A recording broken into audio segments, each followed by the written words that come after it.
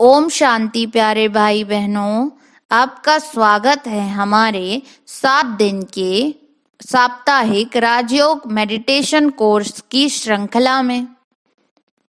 आज हम जानेंगे प्रभु मिलन का गुप्त युग, पुरुषोत्तम संगम युग।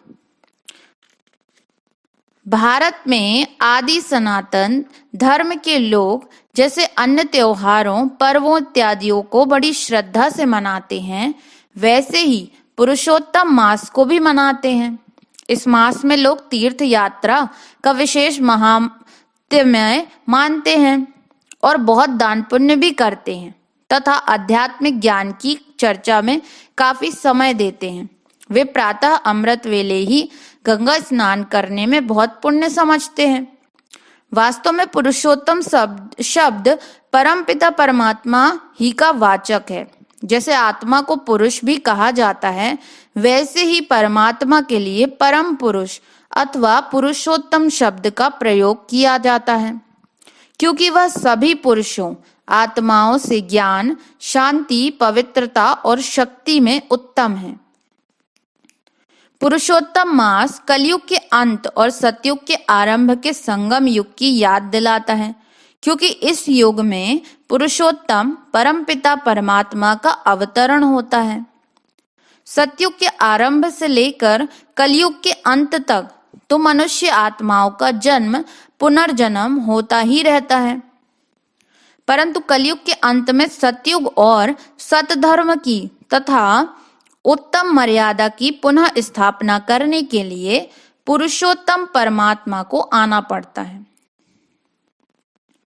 इस संगम युग में परमपिता परमात्मा मनुष्य आत्माओं को ज्ञान और सहज राजयोग सिखाकर वापस परम धाम अथवा ब्रह्मलोक में ले जाते हैं और अन्य मनुष्य आत्माओं को सृष्टि के महाविनाश के द्वारा अशरीरी करके मुक्ति धाम ले जाते हैं।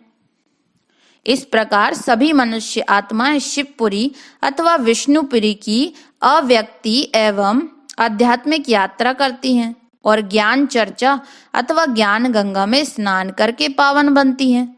परंतु आज लोग इन रहस्यों को ना जानने के कारण गंगा नदी में स्नान करते हैं और शिव तथा विष्णु की स्थूल यादगारों की यात्रा करते हैं। वास्तव में पुरुषोत्तम मास में जिस दान का महत्व है, वह दान 5 विकारों का दान है। परमपिता परमात्मा जब पुरुषोत्तम युग में अवतरित होते हैं तो मनुष्य आत्माओं को बुराइयों अथवा विकारों का दान देने की शिक्षा देते हैं। इस प्रकार वे काम, क्रोध आदि विकारों को त्याग कर उत्तम मर्यादा वाले बन जाते हैं और उसके बाद वह सतयुग देवी युग का आरंभ हो जाता है। आज यदि इन रहस्यों को जानकर मनुष्य विकारों का दान दें, ज्ञान गंगा में नित्य स्नान करें और योग द्वारा देह से न्यारा होकर सच्ची आध्यात्मिक यात्रा करें, तो विश्व में पुनः सुख शांति संपन्न राम राज्य स्वर्ग की स्थापना हो जाएगी और नर तथा नारी नरक से निकलकर स्वर्ग में पहुंच जाएंगे। चित्र में भी इसी रहस्य को प्रदर्शित किया गया है। यहाँ संगम युग में श्वेत वस्त्रधारी प्रजापिता ब्रह्मा, जगदम्बा सरस्वती तथा कुछ एक मुखवंशी ब्राह्मणों और ब्राह्मणियों को परमपिता परमात्मा शिव से योग लगाते दिखाया गया है।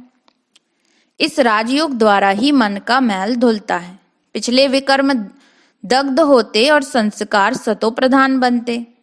अतः नीचे की ओर नरक के व्यक्ति ज्ञान एवं योग अग्नि प्रज्वलित करके काम, क्रोध, लोभ, मोह और अहंकार को इस सूक्ष्म अग्नि में स्वाहा करते दिखाए गए हैं। इसी के फलस्वरूप वे नर से श्री नारायण और नारी से श्री लक्ष्मी बनकर अर्थात मनुष्य से देवता पद का अधिकार पाकर सुखधाम वैकुंठ अथवा स्वर्ग में पवित्र एवं संपूर्ण सुख शांति संपन्न स्वराज्य के अधिकारी बने हैं। मालूम रहे कि वर्तमान समय यह संगम युग ही चल रहा है। अब यह कलयुगी सृष्टि नरक अर्थात दुखधाम है। अब निकट भविष्य में सतयुग आने वाला है, जबकि यही सृष्टि सुखधाम होगी। अतः अब हमें पवित्र एवं योगी बनना चाहिए। अच्छा, ओम शांति। आप दृष्टि यूं ही देते रहो बाबा, आप दृष्टि यूं ही देते रहो बाबा, सुख सा